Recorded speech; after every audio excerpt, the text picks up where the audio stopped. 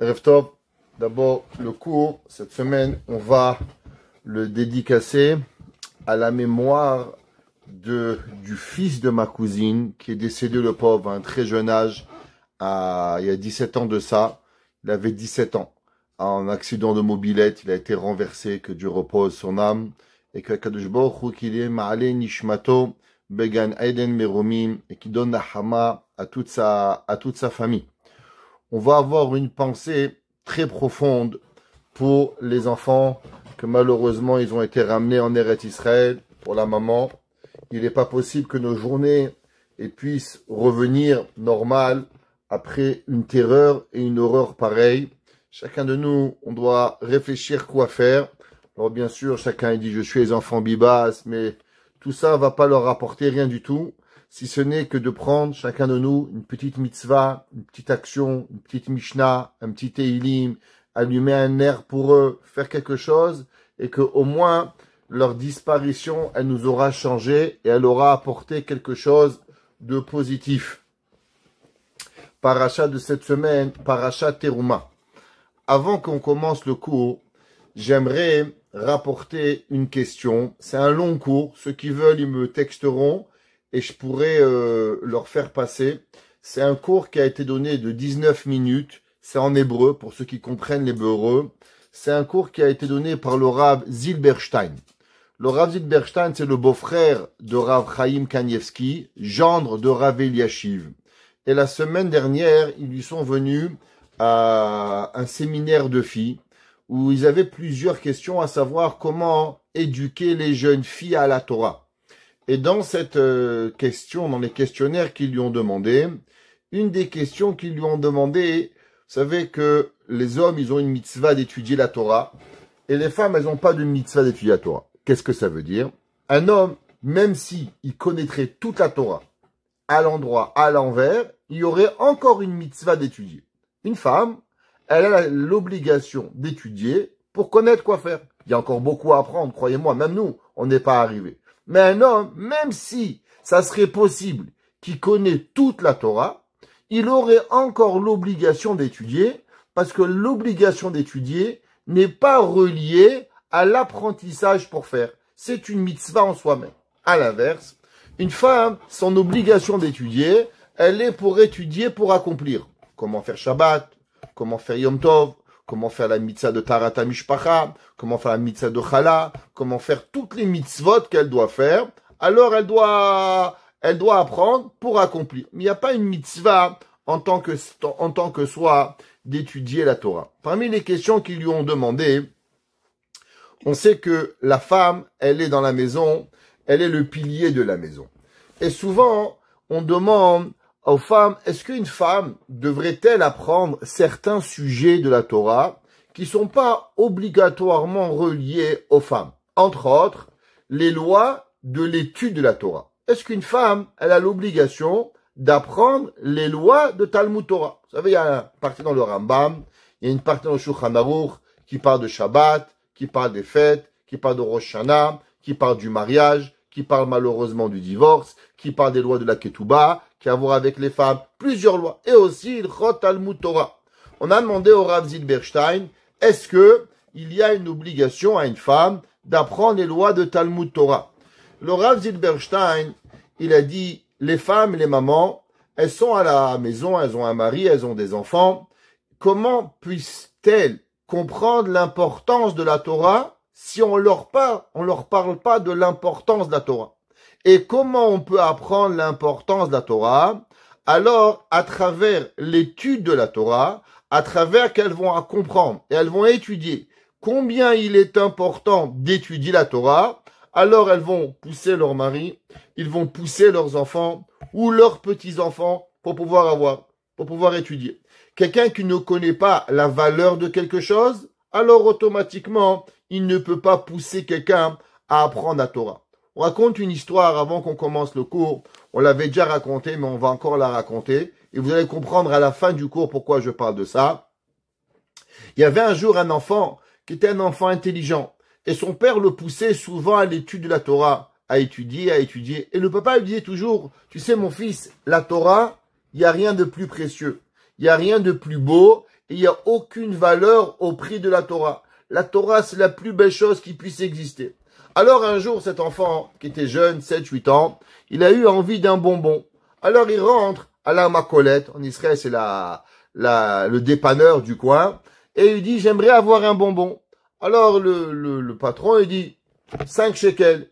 Il dit, j'ai pas 5 shekels, mais si tu veux, je peux te donner un bon chidouche de Torah. Alors le vendeur, il dit, regarde, la Torah à la synagogue. Ici, tu veux un bonbon, tu payes. Tu payes pas, pas de bonbon. L'enfant, il rentre à la maison très triste. Et là, il dit à son père, papa, je vais plus étudier la Torah. Il dit, pourquoi? Il dit, tu me dis toujours que la Torah, c'est important, c'est beau, ça a plus de valeur que tout. Voilà, un bonbon, 5 shekels. Je voulais lui donner un chidouche de Torah. Il n'était pas intéressé. Si je peux pas acheter un bonbon avec la Torah, alors qu'est-ce que tu me racontes que la Torah, elle a pas de prix? Regarde, ça vaut rien, Dieu préserve. Le papa, il dit à son fils, mon fils, quel est mon métier? Et le fils lui dit, papa, tu es bijoutier. Il dit, tu as raison, mon fils. Tu vois cette pierre, prends cette pierre, va chez le même patron de la Macolette et demande-lui combien elle coûte. Alors l'enfant, il prend la pierre, le diamant, et il l'amène chez le patron du dépanneur. Il dit, combien de bonbons je pourrais avoir avec cette pierre? Alors le gars, il s'y connaît pas du tout en pierre. Et il dit, si tu veux, pour 100 shekels, tu peux prendre des bonbons. Ok, il rentre à la maison. Il dit, 100 shekels, top. Il dit, regarde, tu sais, ici, il y a un magasin, que lui, il est un vendeur de montres. Il connaît un petit peu les diamants. Va le voir. Alors, le gars, il regarde le diamant. Il a l'appareil pour voir que c'est pas du fer. Il comprend pas les diamants, mais il a au moins l'appareil pour vérifier. Alors, il voit que c'est un diamant. Il dit, tu sais quoi? Je t'offre $2000. Quoi? $2000? L'autre, il voulait m'offrir 100 shekels. Toi, tu veux m'offrir $2000? Il dit oui, $2000 pour le diamant. Il revient à la maison. Il dit, regarde mon fils, $2000. Va dans telle rue. Là-bas, il y a un diamantaire. Il s'appelle Monsieur Levin. Va le voir. Dis-lui que c'est moi qui t'envoie. Dis-lui qu'il te donne un papier. Combien il coûte ce diamant? Alors, il va là-bas, va chez Monsieur Levin. Monsieur Levin, c'est un diamantaire. Il prend sa loupe. Il regarde. Il dit, waouh, quelle pierre magnifique. Et dit, mon papa a demandé que vous lui donnez un certificat, combien elle vaut cette pierre. Alors le gars, il regarde la pierre, il commence à écrire, et il lui fait un certificat que la pierre, c'est un 2 carats bleuté VVS, je sais pas quoi, S1, taille magnifique, prix $9000. Alors il revient, il dit, papa, je comprends pas. Le premier me donne 100 shekels. Le deuxième, il me donne $2000. Et le troisième, il me donne $9000. Il dit, regarde mon fils. Quand tu donnes des belles choses à des ânes, ils peuvent pas comprendre. Le premier, sans lui manquer de respect, lui connaît les cacahuètes et les bonbons. Alors lui, il veut 5 shekels pour pouvoir avoir un Dvar Torah. Et la preuve, un diamant de $9000, il était seulement capable de donner pour 100 shekels de bonbons, parce qu'il n'a pas de connaissances. Il dit maintenant, si tu vas apprendre la valeur de la Torah, c'est pas chez le plombier du coin que tu as besoin d'aller. C'est pas chez le dépanneur du coin. Il faut que tu vas chez des gens à qui la Torah, elle a une valeur pour pouvoir comprendre qu'est-ce que la Torah. Toute notre vie, elle est à prendre souvent cette valeur de la Torah pour pouvoir y arriver. Et le cours de ce soir, parce que cette semaine, beaucoup des mamans ont aidé certains élèves à étudier. Alors le cours, il va être pour eux, pour leur apprendre l'importance de la Torah et qu'Akadosh Baruch Hu, il les bénisse à jamais Be'ezrat Hashem. Le pasuk de la Torah, c'est marqué dans la paracha de cette semaine.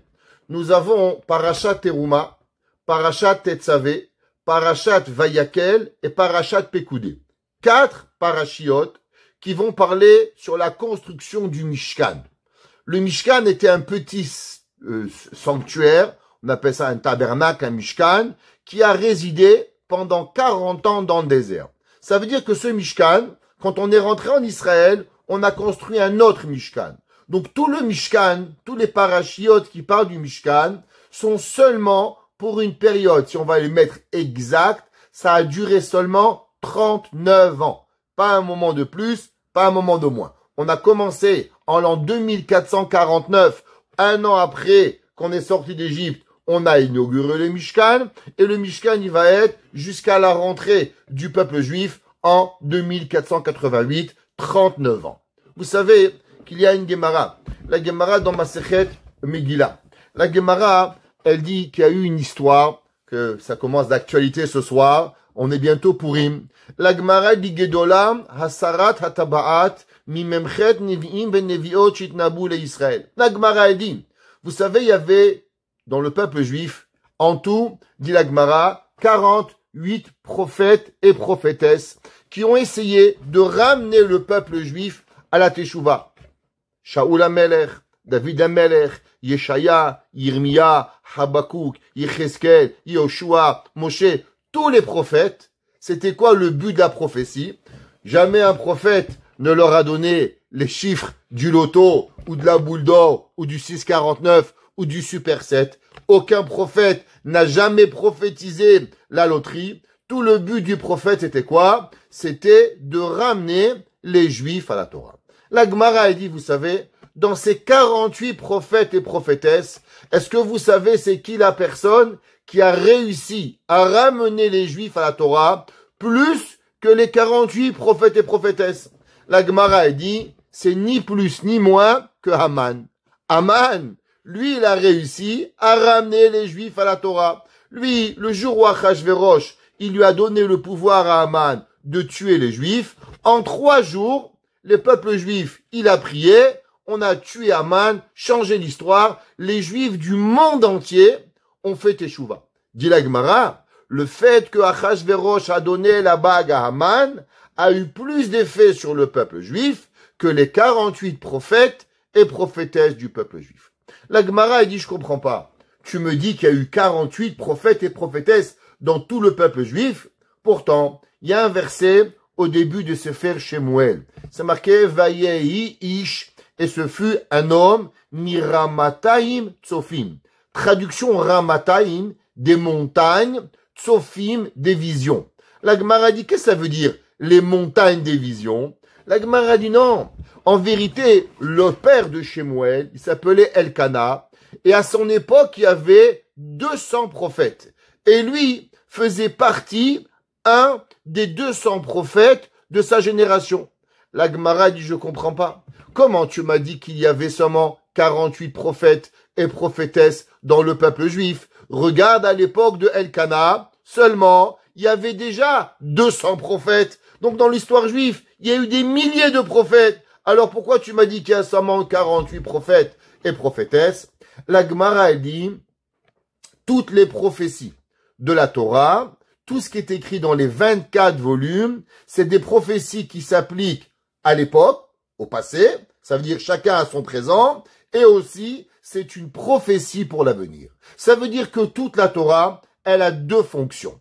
Une fonction présente au moment où le prophète ou prophétesse l'a donné, et aussi pour pouvoir donner quelque chose à l'éternité.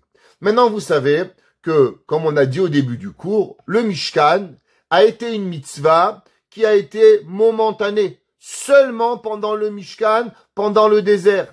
Et la Torah passe des centaines de versets, Parashat Teruma, Parashat Tetzavé, Parashat Vayakel et Pekoudé, à détailler une mitzvah qu'a priori ne sera pas éternelle.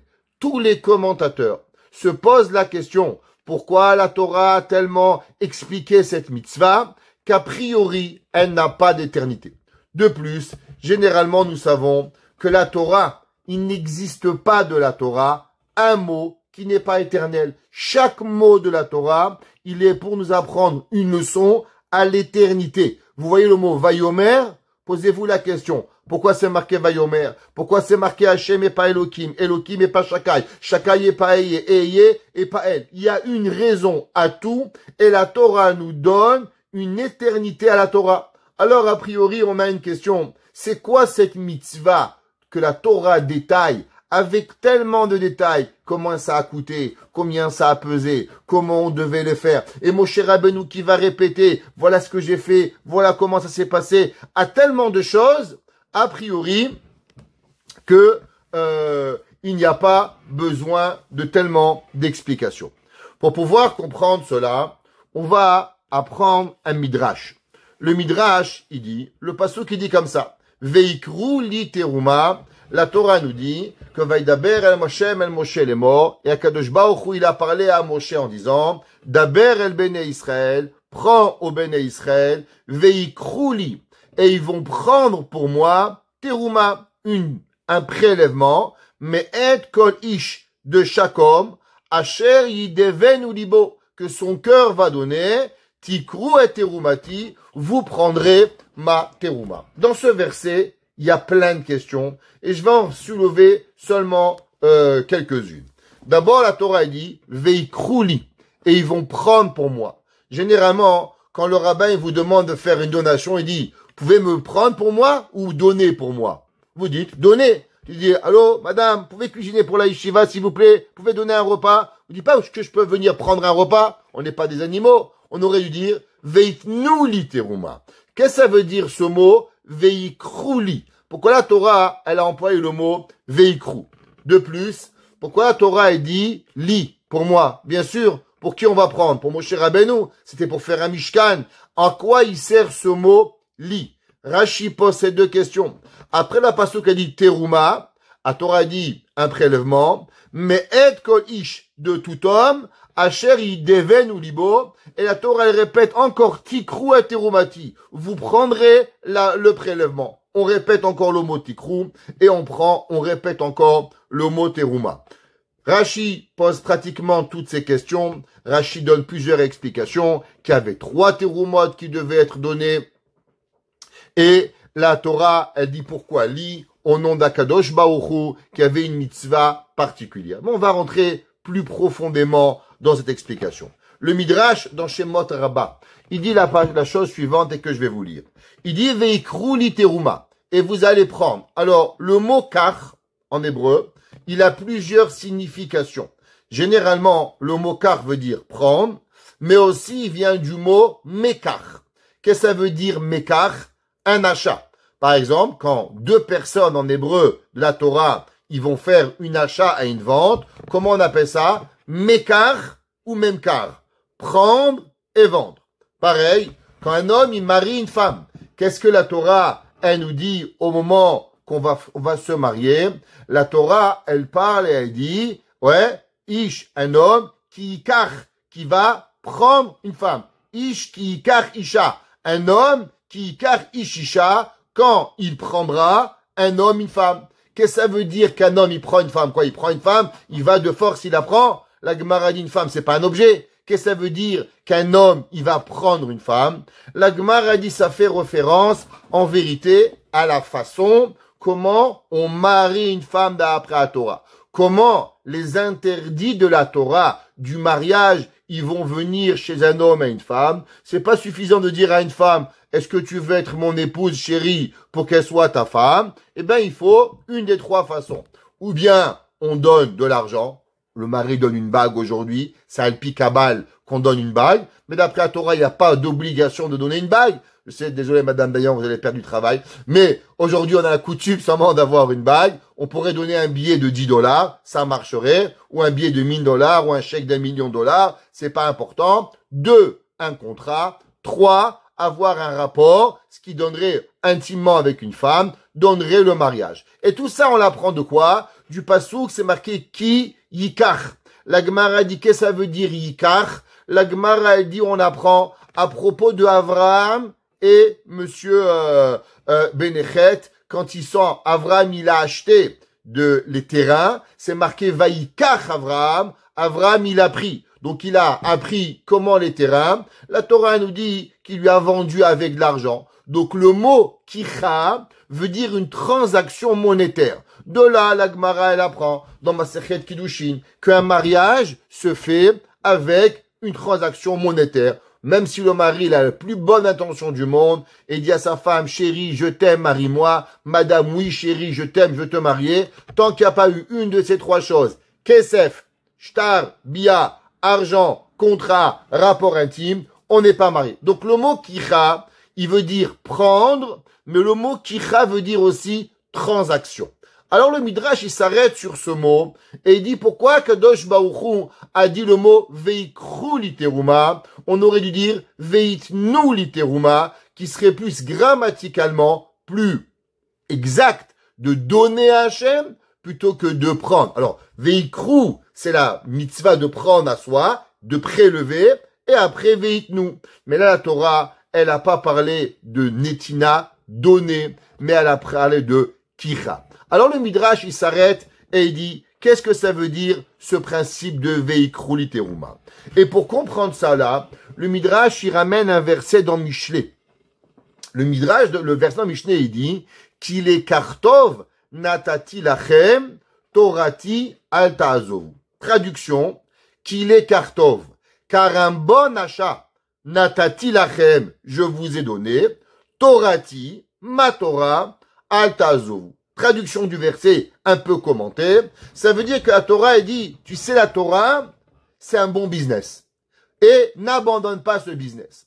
Le Midrash, il dit, je comprends pas pourquoi la Torah, elle appelle la Torah du business. La Torah, c'est pas du business. La Torah, c'est l'apprentissage. La Torah, c'est une élévation de personne. Une personne qui étudie, elle devient meilleure. Pourquoi la Torah, elle a dit qu'il est kartov? Car un bon achat, natati lachem, je vous ai donné. Donc la Torah, en vérité, elle parle de deux choses. Elle parle de business, d'achat et de donner. Alors le Midrash, il s'arrête. Si tu me donnes, alors c'est quoi? Qu'il est natati lachem. C'est pas une netina. Alors qu'est-ce que ça veut dire? Dit le Midrash qu'en vérité, il y a différents achats et différentes choses qu'on peut acheter. Il y a un homme qui achète, il achète de l'or. Quand tu achètes de l'or, tu peux pas acheter de l'argent. Tu as acheté de l'argent, tu n'achètes pas de l'or. Généralement, tu vas chez les bijoutiers, section or, section argent. On sépare. On peut pas, c'est pas pareil. On peut pas vendre une bague à 5000 et à côté à 40. Ça marche pas. Tu fais section or, tu vends de l'or. Tu fais section argent, tu vends de l'or, de l'argent. En un mot, l'or et l'argent, ça se mélange pas, dit le Midrash. Dit le Midrash, avala mekar sheli.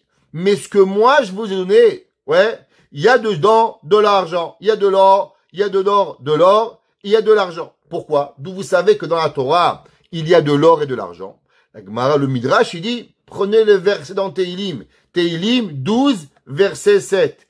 Imrot Hashem Emarot, Tehorot Kesef Tsarouf. David Amelech, il dit, les paroles de Dieu, elles sont comme de l'argent. Dit le Midrash, tu vois que les paroles d'Hachem peuvent être comparées à l'argent.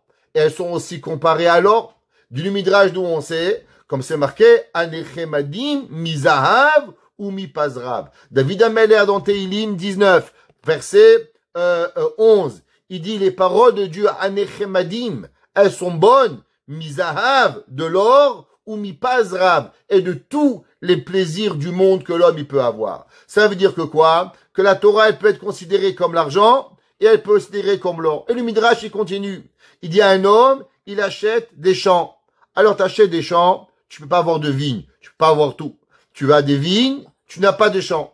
Il dit à la Torah, mais tu sais, la Torah, elle peut être des champs de blé, et elle peut être aussi des champs de vignes. D'où est-ce qu'on sait? C'est marqué dans Shirachirim, Shelachayich Pardes Rimonim, que tes champs que tu achètes, il est des vergers et il est des champs. Ça veut dire quoi? Que la Torah a dit que quelque part le veikru literuma, il fait référence à cette Torah, que la Torah, elle est mieux que l'argent, elle est mieux que l'or, elle est mieux que les champs, elle est mieux que les vignes, elle a quelque chose de particulier pour pouvoir y arriver. Alors on comprend pas vraiment qu'est-ce que le rapport entre veikru literuma avec cet achat que la Torah elle parle. Le Baal HaTurim, Rabbeinu Yaakov Baal HaTurim, et il nous dit, qu'est-ce que c'est en vérité la teruma?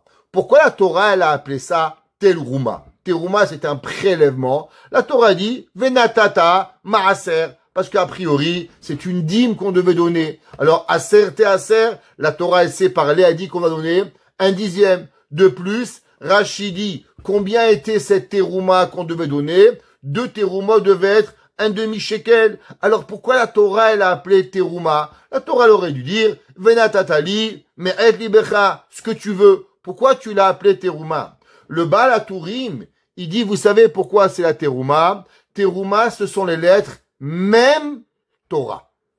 Même, c'est les 40 jours qu'on a reçu la Torah avec le mot Torah. Il dit le Baal HaTurim Qu'est-ce que ça veut dire veikru li teruma? Et vous allez prendre pour moi la teruma. Qu'est-ce que ça veut dire la teruma? La teruma représente la Torah qui a été donnée à la Torah. Et il continue et dit qu'en vérité, vous savez, que la Torah, elle a donné après 40 jours. Et pourquoi la Torah, elle s'appelle même Torah? Parce que la Torah, en vérité, elle devrait être donnée aux Kohanim. Que quoi? Que les Kohanim, qu'est-ce qu'ils font? Ils font rien. Ils étaient complètement immersés, jour et nuit, au service divin. Donc, dit le Baal HaTurim, vous savez pourquoi la Teruma, quand on prélève la Chala, à qui on l'a donné? La Teruma, au Kohen. Pourquoi la Torah, elle s'appelle même Torah? Parce que la Torah, en vérité, elle est réservée aux Kohanim, aux gens qui se consacrent entièrement à la Torah. C'est pas pour rien que la Mechilta dans Parashat Beshalach, elle nous dit, vous savez pourquoi Kadosh Baruch Hu, il a donné la Torah seulement au peuple juif qui est sorti d'Égypte. Vous savez, a priori, le peuple juif était en Égypte pendant 210 ans, il a fait Avodah Zara, il a été esclave. Peut-être, si on m'avait demandé la question, c'est quoi la meilleure génération pour pouvoir donner la Torah au peuple juif? Moi, j'aurais dit, on n'a qu'à être erré dans le désert un petit peu. Après qu'on a erré, on va rentrer en Israël. Et quand on va rentrer en Israël, on va être des bonnes personnes. On aura la deuxième génération abolie à l'esclavage. Alors là, on aurait pu recevoir la Torah. La Mechilta, elle demande pourquoi Dieu, il a choisi le peuple qui est sorti d'Égypte pour pouvoir recevoir la Torah. Dit le Midrash, le Mechilta, l'onitna Torah, ela leochle aman. Vous savez à qui la Torah, elle a été donnée? Seulement aux gens qui ont mangé la manne et qui ont bu le puits de Myriam. Pourquoi? Dit le Midrash, parce que nous, chacun de nous, on se lève le matin, on court à la synagogue, après on court au travail, après on court chercher les enfants, après on court on court cuisiner, on court laver, on court toute la journée. On n'arrête pas de courir, comme le furet. Le furet fait que courir, pareil nous. Dit la Gemara, le Midrash, il y avait une génération où personne faisait rien. Les Anané Kavod, il avait le linge, il repassait le linge, il cousait le linge, la manne a tombé du ciel, t'as pas de cuisiner, t'as pas à te soucier de rien. L'onitna Torah et la leochle aman. La Torah, pour recevoir la Torah, qu'est-ce qu'on a besoin? On a besoin d'avoir une tête tranquille. C'est pour ça que Akadosh Baruch Hu a donné la Torah à la période de la sortie d'Égypte, au moment où le peuple était totalement, entièrement consacré à la Torah. Et, dit le Midrash, c'est pour ça que c'est marqué Veikru li lishmi. Que quoi? Dit le Midrash, Shekol mi sheosek batorah. Tout celui qui étudie la Torah, ouais, Keilu lokeachli. C'est comme si qui prend Dieu. She'en hakadosh baruch hu ba'olam ela arba amot shel halacha bilvad. Et là, le Baal HaTurim, il fait mention de ce que la Gemara dans Masechet Berachot, elle dit. Où est-ce que Akadosh Baruch Hu, il est aujourd'hui? Akadosh Baruch Hu, il se situe seulement et uniquement au moment où on apprend la Torah. Ça veut dire que Akadosh Baruch Hu, qu'est-ce que ça veut dire Veikru li teruma? Comment on comprend ce verset Veikru li? Et vous allez prendre pour moi une teruma. D'après le Baal HaTurim, d'après le Midrash, ça veut dire Veikru li. Et on va prendre pour Hachem, quoi? Torah, même. Ça veut dire que le but de la Torah, il est en vérité, qu'est-ce que Hachem nous a demandé comme mitzvah, Veikru li teruma, c'est de prendre la Torah. Comme c'est marqué dans le Zohar. Behemet, le Zohar, il écrit, et il dit, Iteruma mideoraita, Torah même. Il dit le Zohar, en vérité, il y a deux troumas. Il y a une dîme qu'on donnait au Kohen, et il y a encore une trouma aujourd'hui. C'est quoi? C'est le prélèvement que l'on donne à Dieu, Teruma, lettre, Torah même, qu'en vérité, la personne y peut avoir. Et aujourd'hui, même si on n'a pas de Beth Amikdash, on n'a pas de Beth Amikdash, mais même si on n'a pas de Beth Amikdash, on peut encore prendre pour Hachem et accomplir cette mitzvah de Veikru li teruma. Comment? grâce à l'étude de la Torah, alors automatiquement, on est capable d'accomplir cette mitzvah de Veikrulit Teruma. Maintenant, il y a un Rambam. Vous savez, le Rambam, à la fin de Ilchot Shmita Veyovelot. On a dit au départ qu'en vérité, la Torah devrait être seulement aux Kohanim. Les Kohanim, c'est eux qui passaient le temps, Velarta, Shofet Asher même, et tu es, excusez-moi, et tu iras chez le juge, ou bien la Torah dit Velarta et c'est la Kohen, Asher Biyemahem. Dit le Rambam, et je vais vous dire 2 lignes du Rambam, 4 lignes à peu près. Il dit le Rambam, Kol Shevet Levi, toute la tribu de Lévi, Muzarim, Shelo Inchalou Be'eretz Kenan. Le Rambam il dit, vous savez, quand on a séparé la terre d'Israël, il y a une tribu qu'on n'a pas donné de part en Israël. C'est quoi la seule tribu? La tribu des Lévites. Donc les Kohanim et les Lévim, c'est la même tribu. Ils n'ont pas eu de part. Et non seulement ils n'ont pas de part, il leur est interdit d'avoir une part en Eretz Israël. Vechen em Muzarim, Shelo Hitlu Chelek Babiza. Le Rambam il dit, et vous savez, au moment où le peuple juif il allait en guerre, alors on prenait on allait à la guerre, et après on prenait l'argent des ennemis. C'est comme ça que ça marchait. Les captives et les captifs, et tout le butin, on récupérait. Le Rambam il dit, le butin que les juifs y rapportaient, il était interdit de partager avec les Kohanim. Et le Rambam il dit pourquoi, Miskinim? Qu'est-ce qu'ils ont fait les Kohanim? Pas de terre d'Israël, pas de butin. Velama lo zacha Levi benachalat Israël ou bebizeta imachiv. Et le Rambam il dit, et pourquoi le peuple juif, il n'a pas mérité la terre d'Israël ou une part du butin? Il a fauté le peuple, la chevette de Lévi. Pourquoi cela? Mi pene she'uvda la avod et Hashem. Il dit le Rambam, vous savez pourquoi? À cause qu'il a été séparé pour servir Hashem, les charetos ou les orot de Rachav, et pour enseigner la Torah à Yesharim ou Mishpatim à Tzadikim la Rabbim. Le Rambam il dit à cause que le Kohen, sa vocation est d'étudier la Torah et de transmettre la Torah. Comme c'est marqué dans Devarim, Yoru Mishpatecha li Yaakov, ils enseigneront la Torah à Yaakov, Vetoratecha li Israël, et la Torah au peuple juif. Dit le Rambam, les fichar uvdelu midarke haolam. C'est pour cela, comme leur vocation est l'étude de la Torah, alors ils peuvent pas être mélangés à labourer, à récolter, à semer. C'est pas possible. On peut pas vivre dans 2 places. Ou tu es dans la Torah, ou tu es à l'extérieur. Dit le Rambam du fait qu'on a voulu avoir une tribu élitiste qui est l'étude de la Torah, alors on leur a interdit, pour ne même pas qu'ils puissent avoir cette volonté, cette pensée d'aller travailler, et qui se consacrent entièrement à la Torah. Dit le Rambam, le Orche Milchama. Et c'est pour cela que même quand on va en guerre, alors les Kohanim et les Lévi'im n'avaient pas le droit d'aller à la guerre. Elahem Chayal Hashem. Dit le Rambam, ils sont différents. Ils sont des guerriers de Dieu. Shenemar Barech Hashem Chelo. Comme Dieu, il a béni dans Parasha de Vezot HaBeracha, qu'Akadosh Baruch Hu, il bénit son armée. Quelle armée il parle? L'armée des Kohanim. Ve'u Baruch Hu Zoche Lahem. Et dit Hashem, t'inquiète pas. Tu sais, les Kohanim, tu vas pas mourir de faim. Hashem, il promettait que les Kohanim, ils vont manger. Shenemar ani chelkecha venachatecha. Dieu, il dit, je suis ta part et je suis ce que tu as besoin d'être. Donc, dit le Rambam, les Kohanim ne prenaient pas de terre, ne partageaient pas le butin. Les Kohanim, ils étaient entièrement voués à la Torah. Et pour que on puisse être voué à la Torah, sans avoir de pensée autre que la Torah, on leur a tout interdit. Maintenant, le Rambam, il continue. Et là, que ça devient intéressant. Il dit le Rambam, mais non, moi, je suis pas Lévi. Je sais pas s'il y a des Lévi'im ici, moi, je ne suis pas. Dit le Rambam, Velo Shevet Lévi Bilvad. Attention, ce droit-là n'est pas seulement un droit au Shevet Lévi.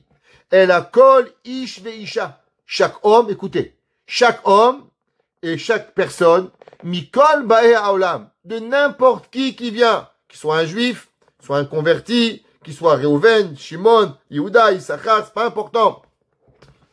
Asher nadva rucho, que son cœur lui a donné, vehevinu mid'o leibadel la'amo leifne Hashem. Et il a compris la volonté de se mettre devant Akadosh Baruch Hu, les charetos, de le servir, ou les ovdo, les ada et Hashem. Et comment on sert Dieu? En connaissant Dieu. Qu'est-ce que l'homme il veut? Il veut connaître Akadosh Baruch Hu. Vehalach yashar kemo she'asahu ha'elokim. Et il veut aller droit, dans la droiture, comme ce que Akadosh Baruch Hu il a fait. Ou parak me'al savaro, ol ha'cheshbonot harabim. Et il enlève de lui tous les soucis que les gens ils ont. Areze nikdash kodesh kodashim. Dit le Rambam, tout homme qui décide de se consacrer à la Torah, vous savez qu'est-ce qu'il devient? Je vous dis, le Rambam n'est pas un livre de Moussar. Le Rambam est un livre de halakha. C'est ce que le Rambam, il dit, c'est la halakha. Et il dit le Rambam, Arezé, l'homme qui s'est donné à la Torah, Arezé nitkadesh kodesh kodashim. Il devient le saint des saints. Veillez Hashem chelko. Et il devient une partie de Dieu. Venachalato le olam. Et sa part va être à tout jamais, ou l'ol me olamim, et à l'éternité, veiskelo baolam azeh, et il va mériter dans ce bas monde, davar amaspiklo, kemo shezachal akwanim. Dit le Rambam, ça veut dire que toute personne qui veut se donner à la Torah, t'inquiète pas, de la même façon que Dieu, il a promis de pouvoir nourrir les Kohanim, tout celui qui veut étudier la Torah, alors Akadosh Baruch Hu, il va le nourrir. Et il n'y a pas à s'inquiéter, Akadosh Baruch Hu va le bénir, et automatiquement il n'aura pas de maison, et automatiquement il n'aura pas de part dans les guerres d'Israël, et il pourra pas avoir du butin, il devra tout lâcher, mais Akadosh Baruch Hu, il va le bénir. Alors maintenant on va comprendre le verset. C'est marqué dans le pasuk, Vaidaber Hashem Moshe lemo, Daber el bnei Israël veikru li teruma. Et tu vas prendre pour moi la terouma. Qu'est-ce qu'il a dit le Baal HaTurim? Le Baal HaTurim a dit terouma, Torah même. Comment on prend Hachem? On prend Akadosh Baruch Hu la Torah. La Torah, c'est elle que la personne va vouloir. Seulement, a priori, à qui la Torah elle appartient? La Torah elle appartient au Kohanim. La même façon que la terouma, quand on prélève la chala, on la donne au Kohanim. Alors aussi, a priori, on pourrait dire que la Torah elle appartient seulement au Kohanim. C'est pour ça que le verset dit non. Ish asher yidevenu libo. La Torah, elle est différente. La Torah, elle va appartenir à qui? À toute personne qui donne son cœur. Tikru et terumati. Ça veut dire qu'en vérité, la Torah, elle n'est pas seulement limitée à l'élite de l'humanité, à une tribu, mais la Torah, elle peut nous appartenir à tous. Dès que l'homme, il veut étudier, la Torah, elle va lui être donnée. Maintenant, il y a une question qui se pose. Pourquoi le Baal HaTurim, il a dit, et le Zohar, que veut dire Teruma? Torah même. Qu'est-ce que ça veut dire ça? Torah même. Pourquoi c'est important de savoir la Torah, elle est associée avec ce même. Ok, c'est vrai que ça a pris 40 jours à Hachem de la Torah au peuple juif. Et si ça avait pris 20 jours ou 30 jours, ça aurait pas été pareil. Qu'est-ce que ça veut dire ça? Teruma, Torah, même, pour pouvoir y arriver. Alors, il y a un verset. Le verset dans Devarim, il dit comme ça. Que Moshe Rabbeinu, quand il ramène les faits. Il faut comprendre, Moshe Rabbeinu a eu 3 périodes. La période préparatrice à la Torah, le don de la Torah, il va enseigner la Torah aux Juifs qui étaient dans le désert. Malheureusement, ces Juifs vont tous mourir. Et il va, Moshe Rabbeinu, devoir réapprendre la Torah à la génération qui n'avait pas connu la Torah. Vous comprenez que tous les enfants qui avaient plus de qui étaient grands quand on est rentré en Eretz Israël, qui avaient 30 ans, eh ben tous ces gens-là n'avaient jamais connu le don de la Torah, parce que c'était pas Mahamad Har Sinaï.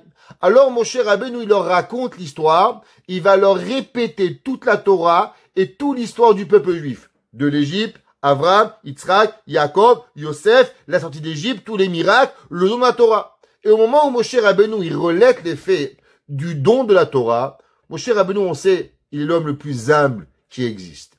Et pourtant, il y a un verset qui nous est difficile à comprendre. Moshe Rabbeinu, il dit comme ça, dans Devarim 9, 9. C'est facile à se rappeler. 9, 9. Ouais, 9, 9, 9, 9, 9, 9, 9. Ok? C'est comme les fenêtres rapides. Ok? 9, 9. Alors, 9, 9, il dit le passou comme ça. Quand je suis monté, Baaloti Hara, quand je suis monté, Moshe Rabbeinu, ou Dieu enfants d'Israël, je suis monté dans le ciel pour prendre la Torah. Luchot Abirit, Ashekarat Hashem Machem, Vaeshev Bahar, et je suis resté dans la montagne, Arbaim Yom, Ve'arbaim Laila. 40 jours et 40 nuits. Moshe Rabbeinu, ça a l'air que c'est important. Il leur répète ce chiffre 40 et il dit, Lechem lo achalti, ou maïm lo shatiti. J'ai pas mangé et j'ai pas bu. Tous les commentaires ils demandent, pourquoi Moshe Rabbeinu, il a besoin de dire aux enfants d'Israël, vous savez, pendant 40 jours, j'ai pas mangé. Pourquoi Moshe Rabbeinu, il a eu besoin de leur dire qu'il n'a pas mangé, qu'il n'a pas bu? Après tout, ça fait pas partie de l'histoire, c'est un détail qui n'était seulement avec Moshe Rabbeinu. Pourquoi la Torah, elle relaie ce fait, et Moshe Rabbeinu, l'homme le plus humble du monde, Kaviachol, il aurait un peu d'orgueil. Vous savez, moi, pendant 40 jours, j'ai pas mangé. 40 jours, oh, ça va. Ça a quel rapport avec l'histoire? Chachamim nous disent, parce qu'en vérité, il y a un fait très important. C'est quoi le fait le plus important? Si on pourrait se demander la question suivante. Comment un esprit humain a été capable, en 40 jours et 40 nuits, de pouvoir concentrer et recevoir tellement de connaissances? On sait que Moshe Rabbeinu a reçu toute la Torah, la Mishnah, la Gemara, le Talmud, tout ce que chacun de nous va enseigner comme Torah jusqu'à la fin des temps. Moshe Rabbeinu l'a reçu pendant ces 40 jours. Comment un esprit humain peut pouvoir recevoir tellement de Torah en un temps tellement peu? C'est quoi 40 jours? C'est impossible. 40 jours, vous avez le plus grand des médecins, il ne devient pas médecin en 40 jours. À moins que je me trompe, c'est impossible. 4 ans, 5 ans, 6 ans. Allez, en France, ils adorent les années. 10 ans. Ici, allez, ils font en 8 ans. Mais ça prend pas 40 jours. Alors comment c'est possible que Moshe Rabbeinu va devenir le plus grand rabbin en 40 jours? Alors Moshe Rabbeinu nous apprend une règle. Vous savez qu'est-ce qui nous empêche de comprendre la Torah? Vous savez qu'est-ce qui nous empêche de pouvoir mémoriser la Torah? Eh bien, ce qui nous empêche, c'est le profit de ce bas monde. Plus l'homme, il rentre et il profite de ce bas monde, et plus il se déconnecte de la Torah. Moshe Rabbeinu, quand ils l'ont vu, que Moshe Rabbeinu connaissait tellement de Torah, on dit, Moshe, dis la vérité, ça fait 5 ans que t'es monté au ciel. Ils n'arrivaient pas à croire que Moshe Rabbeinu avait 40 jours. Ils n'ont pas vu Moshe Rabbeinu. Tout le peuple juif, la génération d'avant, ils avaient vu Moshe Rabbeinu monter 40 et descendre après 40. Donc pour eux, c'est un fait. Mais la génération après, ils n'avaient pas vécu. Ils n'arrivaient pas à croire. Alors Moshe Rabbeinu leur a dit, vous avez raison.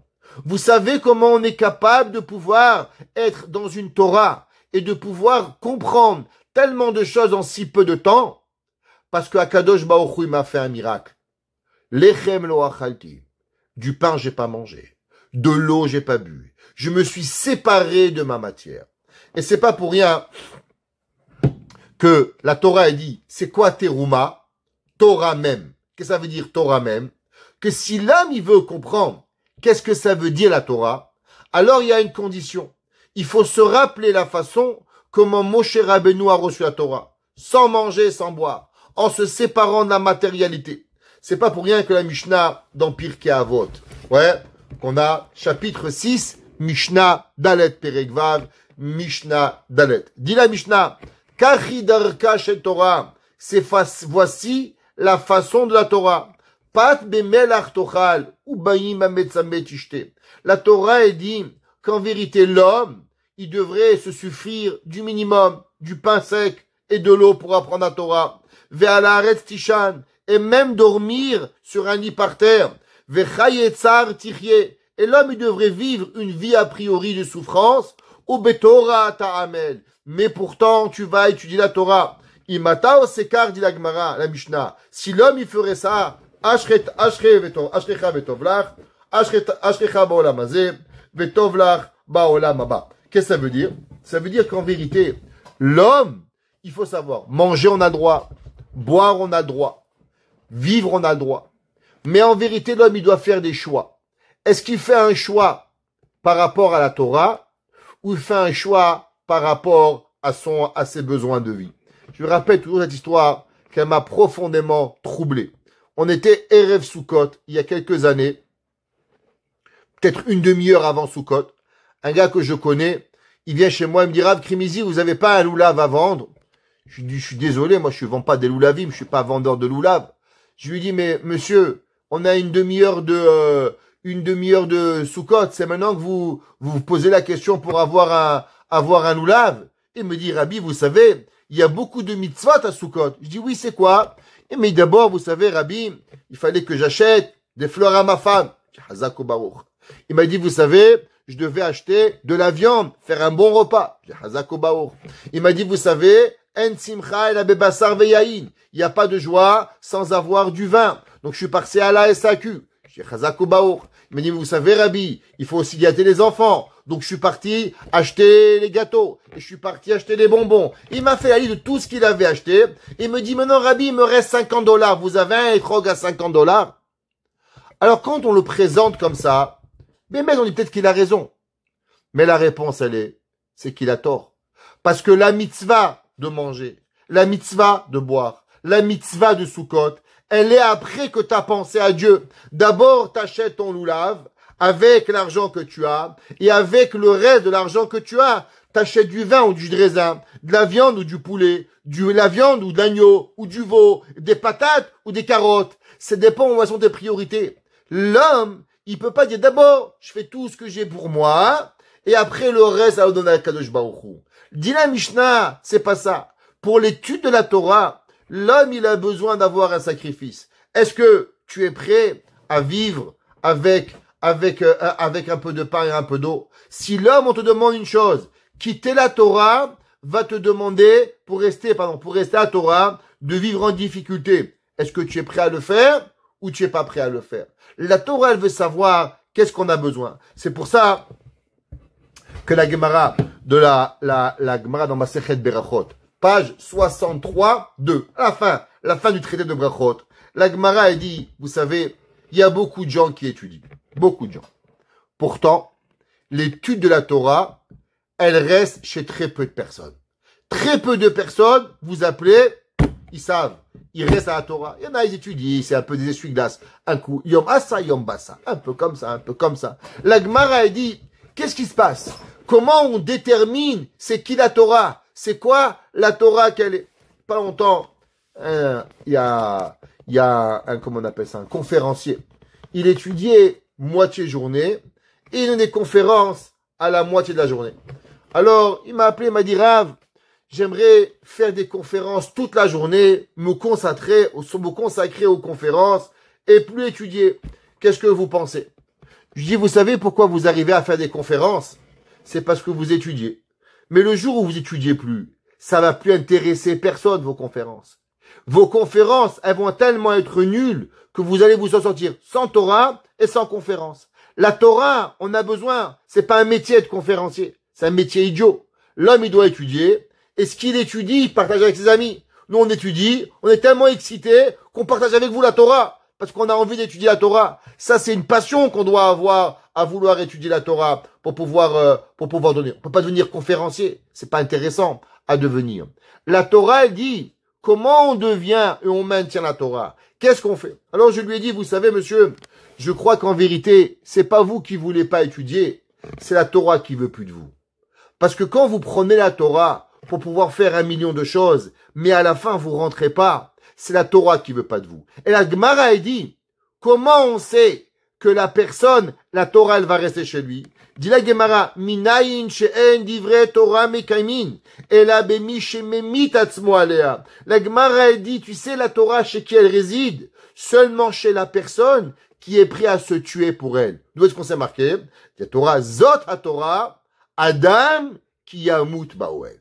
À qui est la Torah? L'homme qui est prêt à mourir. Quoi mourir? Pas mourir, faut respirer, Dieu préserve. Faut être malade, faut être en bonne santé, pas mourir. Mais il faut se tuer pour elle. Qu'est-ce que ça veut dire? C'est qu'il faut enlever de soi tous les plaisirs de la vie pour arriver à Torah. Il y a un Tosfot incroyable. Écoutez ce Tosfot dans Masechet Ketubot.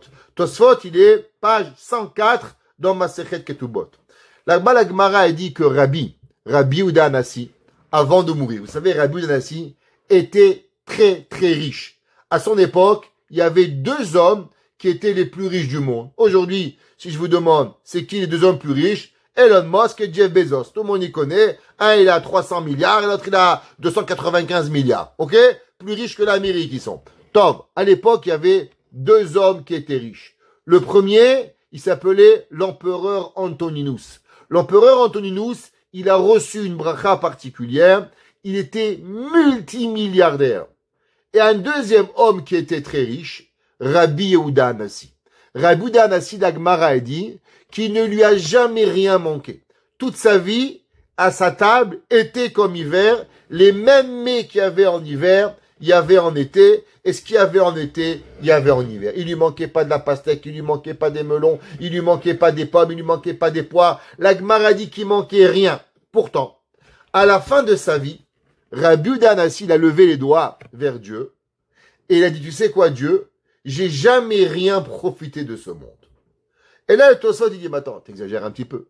T'étais riche comme Késus. Tu me dis que t'as pas profité. Qu'est-ce que ça veut dire que t'as pas profité? Il dit Tosfot la chose suivante. Au nom du Midrash. Ad she'adam mitpalel shikanes Torah et Torgufo. Souvent, un homme, il doit prier pour ça. Tous les jours de votre prière, 3 fois par jour. Qu'est-ce que vous priez? Ata honen le adam dat, umelame le enosh bina, vechonenu meitecha chochma bina vadat. Qu'est-ce que vous priez? Soyez intelligent. Pourquoi? Pour qu'on ait des chiffres du loto? Non, c'est pas intéressant. Vechonenu meitecha. Donne-nous de toi. Qu'est-ce qu'on veut? La Torah. Chochma bina dat. Tous les jours, on prie qu'on veut la Torah. Ashivenu Toratecha, vekarevenu makavotecha, veten libenu misotecha. On prie, Ashabachabanu mikol ha'amim. Ouais, tous les jours on demande la Torah. Dit le Midrash. Écoutez. Avant de prier pour que la Torah, elle rentre dans vous. Je vous lis le Tosfot. Il dit, Ad she'adam mitpalel, she'ikanes Torah et Torgufo. Avant que tu pries, que la Torah, elle va rentrer dans ton corps. Ouais. Itpalel. Shelo yikansu ma'adanim et Torgufo. L'homme, il devrait prier plus que le surplus ne rentre pas dans nous. Ça veut dire, qu'est-ce qui nous sépare de Dieu? C'est une seule chose. Va nous séparer de Dieu seulement les surplus de la vie. Plus l'homme, il a des plaisirs, et plus l'homme, il se sépare de la Torah. La Torah, elle ne peut pas vivre avec les surplus.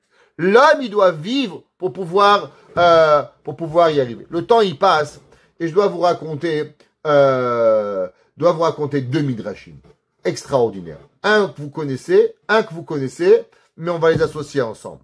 La Gemara a dit que il y avait un jour un homme, il s'appelait Rabbi Yochanan. Ce midrash, il se trouve dans Shirachirim Rabbah, dans le midrash. Il dit, il y avait Rabbi Yochanan, il a été de se promener de Tveria à Tzipori. Tveria et Tzipori étaient 2 villes marchables, et il était avec Rabbi Chia bar Abba. Rabbi Chia bar Abba était l'élève de Rabbi et l'oncle de Rav, notre grand maître Rav.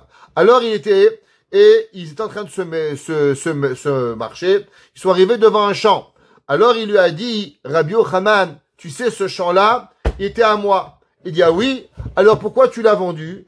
Il lui a dit, je l'ai vendu parce que je n'avais besoin d'argent pour étudier la Torah. Ils ont continué à avancer. Ils sont arrivés devant une vigne. Rabbi Chia bar Abba, il lui a dit, et cette vigne?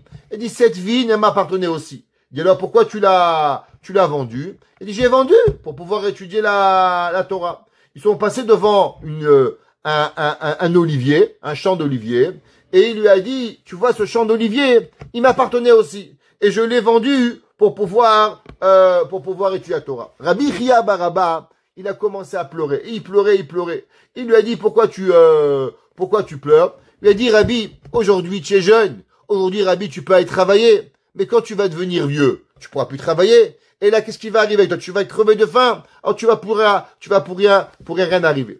Alors il lui a dit, Rabbi Yochanan, pourquoi tu pleures? Tu es bête ou quoi? Et je te pose une question. Imagine-toi quelque chose qui prend 10 minutes à faire. Un objet. Et prends un objet qui prend 1 semaine à faire. qu'est-ce qui a plus de valeur? L'objet on prend 1 minute à faire, ou l'objet qui prend 1 semaine à faire? Il a dit, c'est sûr, l'objet qui prend 1 semaine à faire, il est beaucoup plus important. Il lui a dit, Rabbi Yochanan, combien de temps Dieu il a mis pour construire tout le monde? Il lui a dit 6 jours. Il dit, combien de temps Dieu il a pris pour donner la Torah à l'humanité? Il dit 40 jours. Alors il dit, regarde, de quoi tu parles? J'ai donné quelque chose qui a pris 6 jours pour recevoir quelque chose qui a pris 40 jours. Alors pourquoi tu pleures? Il lui a dit, tu te trompes, que l'homme il devrait donner tout son argent pour y arriver. Comme c'est marqué dans le pasuk, imiten ish et kol hon beto ba'ahava she'ahava. Alors she'ahava Rabbi Yochanan boz yabuzulo. Il lui a dit, Rabbi Yochanan, chez Rachirim, il dit que si l'homme, il donnerait tout l'argent pour l'amour, elle vaut rien. Il a dit, Rabbi Yochanan, de quoi on parle? Il dit, Rabbi Yochanan, on parle de mon amour pour la Torah. Elle n'a pas de prix pour pouvoir y arriver. Le Al-Shich HaKadosh. Tout le monde y connaît. Le Al-Shich HaKadosh, il pose une question. C'est marqué dans la construction du Mishkan. Vous verrez cette semaine. Le verset, il dit, Ve'asuli mikdash, ve'shachanti betocham. Et vous allez faire un sanctuaire et je vais résider dans lui. Alors, c'est pas marqué dans lui, c'est marqué dans eux. Betocham au pluriel. Le Al-Shich HaKadosh, il dit, je comprends pas. Puis c'est marqué d'abord au début du verset. Ve'asuli mikdash, singulier. Alors on aurait dû conjuguer à la fin. Ve'shachanti betocho. Et je vais régner dans le Mishkan. Pourquoi la Torah dit Ve'asuli mikdash? Ouais, ve'shachanti betocham. Pourquoi ce betocham? Alors le Al-Shich, il dit, pourquoi? À cause qu'en vérité, le but du Mishkan, ça n'a jamais été de résider dans le Mishkan. C'est quoi le but? Le but, c'est que Akadosh Baruch Hu, il veut résider dans chacun de nous. Chacun de nous, Akadosh Baruch Hu, il veut. Donc en vérité, le Mishkan, c'est quoi? C'est une façon unique pour pouvoir faire descendre la sainteté de Dieu. Mais après qu'on a compris comment ça marche, alors en vérité, la Shrina, elle doit résider de nous. Et comment la résider? Qu'est-ce que c'était le Mishkan? Alors le Mishkan, il y avait une cour. Dans cette cour, il y avait un Mikdash, un Kodesh. Dans ce Kodesh, qu'est-ce qu'il y avait? Il y avait un Kodesh HaKodashim. Dans le Kodesh HaKodashim, qu'est-ce qu'il y avait? Il y avait les tables de la loi. Et d'où la parole de Dieu, elle partait? Au-dessus de la Torah. Donc ça veut dire que l'homme, il réfléchit. Et il se dit, à quoi elle servait tout le Kodesh, tout le Mishkan? À une seule chose. À préserver la Torah, pour que Akadosh Baruch Hu, il parle au-dessus de la Torah. Donc si maintenant moi je rentre la Torah dans moi, alors qu'est-ce qui va se passer? Eh ben Akadosh Baruch Hu, il va être avec moi. Donc en vérité, qu'est-ce que je deviens? Quand moi j'étudie la Torah, je deviens pas seulement un homme, mais je deviens, qu'est-ce qu'il a dit le Rambam? Le Kodesh Kodashim. De la même façon qu'il y a le Mishkan, dans le Mishkan il y a le Chatzer il y a le Kodesh, et après il y a le Kodesh Kodashim. Qu'est-ce que c'est le but? Le but, c'est quoi? C'est que tu deviens toi-même un Beth Amikdash. C'est pour ça que le pasteur qui dit Veikrouli Teruma. C'est quoi Teruma? Torah même. Ça veut dire qu'à travers la Torah, qu'est-ce que tu deviens? Alors Veikrouli, tu es pris par Akadosh Baruch Hu, Veasuli Mikdash, et tu deviens un sanctuaire, Veshachanti Betocham, et je vais résider dans toi. Maintenant on revient. Si on n'avait pas conjugué le verbe au pluriel avec le même, comment on aurait dû le conjuguer? Veshachanti betocho. Et maintenant, on l'a conjugué avec même. Alors, revenons à l'histoire de Rabbi Yochanan. Rabbi Yochanan, il a dit, qu'est-ce que c'est le matériel? Le matériel a été construit à travers 6 jours de la création. C'est quoi la dernière lettre de betocho? Vav. Vav refaire, et par rapport à quoi? Aux 6 jours de la création. Maintenant, qu'est-ce que Akadosh Baruch Hu veut? Akadosh Baruch Hu veut que la sainteté elle revient à travers chacun de nous. Et on a remplacé le Vav avec quoi? Avec le même. C'est ça que Rabbi Yochanan, il lui a dit. Regarde Akadosh Baruch Hu, il a dit que tout le plus grand Beth Amikdash ne vaut même pas quoi? La présence divine qui vient à travers dans la personne. Et quel être a été changé? Vav et même. C'est ça que Rabbi Yochanan, il a dit. J'ai vendu mes terrains. Parce que mes terrains valaient seulement un Vav. Mais pourtant, Akadosh Baruch Hu, qu'est-ce qu'il a changé? Du Vav au même pour pouvoir avoir véritablement la résidence d'Akadosh Baruch Hu à l'intérieur de soi. Maintenant, j'aimerais continuer l'histoire. extraordinaire. La Gemara, elle dit que vous savez, il y avait deux rabbins. Un, la Gemara dans Ta'anit, ceux qui ont appris, la Gemara raconte qu'il y avait un rabbin qui s'appelait Ilfa et un qui s'appelait Rabbi Yochanan. Ilfa et Rabbi Yochanan, ils sont partis ils étudier. Et quand ils sont partis étudier, alors malheureusement, ils sont arrivés à un niveau qui devait en train de mourir de faim. Et le passage qui dit Efes kilo yebecha evion. La Torah nous dit qu'il y a un interdit que l'homme ne doit pas s'appauvrir. Il ne peut pas être mendiant. La mendicité n'est pas permise. On peut vivre en ayant très peu, mais on peut pas être mendiant et dépendre des gens. Alors, Rabbi Yochanan et Ilfa, ils ont décidé d'aller travailler. Alors, ils sont partis, ils ont quitté la yeshiva pour aller étudier. Imaginez-vous, le grand maître Rabbi Yochanan qui quitte la yeshiva pour aller faire du business. Avec qui? Avec avec son copain Ilfa. Ilfa et Rabbi Yochanan. Vous savez, la Gemara a dit, quand il y a deux noms, par exemple, on dit Abaye vers Rava. Pourquoi on dit d'abord Abaye après Rava? Parce que Abaye était plus grand que Rava. Si on dit Rava, Abaye, Rava était plus grand qu'Abaye. C'est marqué Ilfa vers Rabbi Yochanan. Le Bnei Issachar dit, Ilfa était un plus grand maître que Rabbi Yochanan. Rappelez-vous cela. Alors, ils sont partis, et quand ils sont partis, Rabbi Yochanan, il a entendu deux anges. Il a entendu deux anges qui ont dit, tu sais quoi? Viens, on fait tomber le mur sur ces deux-là et on les tue. Il a dit, pourquoi tu veux tuer ces rabbins? Il a un des anges, il a dit, qu'est-ce qu'ils t'ont fait ces pauvres rabbins que tu as envie de les tuer? On parle de Rabbi Yochanan et de Ilfa. Alors il lui a dit, c'est normal. Il quitte la Torah, il quitte la yeshiva pour aller travailler. On quitte un monde qui va nous apporter le monde futur pour pouvoir apporter la vie dans ce bas monde. Il mérite de mourir.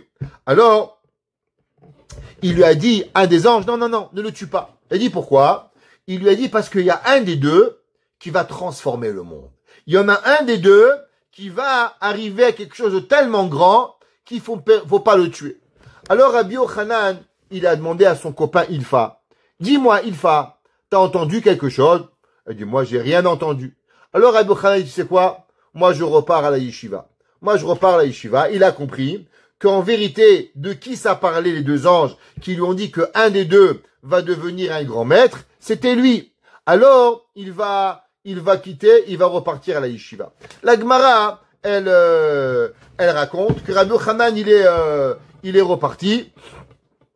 Et quand il est reparti à la yeshiva, alors, jusqu'à que Rabbi Yochanan, ils l'ont nommé Rosh Yeshiva. Alors, c'était quoi Rosh Yeshiva à l'époque? C'est pas comme maintenant. Rosh Yeshiva, il avait le titre du roi d'Israël. Ça veut dire la même façon que le roi d'Israël, il avait des grands bénéfices. Dans la Gemara, le plus grand titre qu'on peut donner à un homme, c'est Rosh Yeshiva. Rava était Rosh Yeshiva, Rav était Rosh Yeshiva, Rebi était Rosh Yeshiva. Alors ils vont nommer Rosh Yeshiva. Et la Torah nous dit que le grand Kohen, va Kohen agadol yi gadol me'echav. Alors on avait une mitzvah de nourrir ce rabbin, ce Rosh Yeshiva et ce Kohen Gadol. Alors ils vont honorer énormément, ils vont nommer Rabbi Yochanan comme ce qu'il était. La Gemara a dit qu'un jour Ilfa il est revenu et ils lui ont dit, tu sais Ilfa, Ilua eta yoshev ve'osek batorah, si tu avais été resté à Torah, alors tu serais devenu encore plus grand que Rabbi Yochanan. Et maintenant, tu as tout perdu à cause que tu es parti travailler. Il y a beaucoup de raisons pourquoi Ilfa, il n'est pas revenu étudier et pourquoi Rabbi Yochanan, il a réussi. Un des plus grands commentateurs, il dit, vous savez pourquoi Rabbi Yochanan, il a écouté et Rabbi Yochanan, il a eu le mérite de repartir à la yeshiva? La raison pour ça, c'est que à cause, c'est vrai que Ilfa et Rabbi Yochanan, ils étudiaient ensemble. Ilfa et Rabbi Yochanan étaient chavruta. Seulement, le don de soi que Rabbi Yochanan avait fait de vendre ses terrains, de vendre ses vignes, de vendre ses oliviers, tout cela pour étudier. Rabbi Yochanan, il avait plein d'argent. Rabbi Yochanan, il était riche. Mais pour pouvoir étudier un jour de plus, il a vendu, il s'est donné tout à la Torah. Et grâce qu'il s'est vendu à la Torah, alors automatiquement, il va mériter de revenir et de pouvoir devenir le grand maître d'Israël. Ça veut dire que, en vérité, on cherche tous la sainteté, la kedusha, la grandeur. On est tous à la recherche. Mais en vérité, il y a une seule chose que l'on doit savoir. Vous savez où tout se trouve? À l'intérieur de nous. La Torah dit, Veikrouli teruma. Et tu vas prendre pour moi. C'est quoi Veikrouli? Parce que l'homme, quand il prend, l'homme, quand il étudie, l'homme, il croit souvent qu'il donne à Dieu. Combien il dit, allez, le bon Dieu, je te fais plaisir, j'étudie. Non, tu fais plaisir à personne, mon frère. Tu sais à qu'est-ce que tu fais? Quand l'homme, il étudie, il ne fait que de prendre. Il ne fait que de prendre pour pouvoir arriver à une plus grande connaissance et avoir un rapprochement divin plus grand. Et alors, qu'est-ce qui lui arrive? L'homme, il pense, j'aimerais que le temple, il soit construit. Et qu'est-ce que tu vas faire au temple? Au temple, tu vas prier. Au temple, tu vas étudier. Au temple, tu peux avoir la Kedusha. Mais vous savez où est-ce que la Kedusha, elle peut résider le mieux? Et où la Kedusha, elle peut vivre à l'éternité? Et comment on peut comprendre Parashat Teruma, Tetzavé, Vayakel et Pekoudé? Pourquoi qu'il y a 4 parachiotes qui nous parlent de ce grand Beth Amikdash? Pour que l'homme, il s'explique et qu'il comprend. Il dit, waouh, c'est extraordinaire le temple. Le temple, il y a les prophètes. Au temple, il y a la sainteté. Au temple, on peut voir Dieu. Qu'est-ce que c'est beau? Je dis magnifique. Mais il y a un temple encore plus grand. Vous savez, il est où le temple? Dans nos cœurs. Quand l'homme, il prend du temps pour étudier, pour comprendre, pour prier, pour arriver avec Akadosh Baruch Hu, alors automatiquement, il arrive à s'élever vers Souli Migdash, Veshachanti Betocham. Et comment on y arrive? On n'y arrive que à travers une seule chose. Il dit le verset Veikrouli teruma, Torah même. L'homme, il doit comprendre que la Torah, elle est là. Seulement, la Torah, ça vient pas facile. La Torah, on peut pas être à Miami, on peut pas être au Mexique, on peut pas avoir tous les plaisirs de la terre et avoir un compte en banque de 3 millions de dollars et après on va étudier. Mesdames et messieurs, la seule et unique façon de ramener sur terre le royaume de Dieu. La seule et unique façon de ramener le Beth Amikdash. Chachamim, ils nous disent, vous savez comment on rapporte le Beth Amikdash? Quand chacun, il aura rapporté son propre Beth Amikdash. Et comment on apporte son propre Beth Amikdash? Quand chacun de nous, il étudie la Torah qu'il est venu pour étudier, alors il reconstruit son Beth Amikdash. Et quand chacun de nous va reconstruire son Beth Amikdash, alors ensemble, on pourra revenir et reconstruire le véritable Beth Amikdash pour qu'Akadosh Baruch Hu puisse se révéler, pas seulement à des individus personnels, mais à toute une nation et à tout un monde. Et la seule chose qu'on va avoir, si vous prenez le Rambam, il dit, qu'est-ce qu'on va gagner quand Mashiach va venir? Une seule chose, l'étude de la Torah. Qu'on sera plus intelligent pour pouvoir plus comprendre. C'est tout.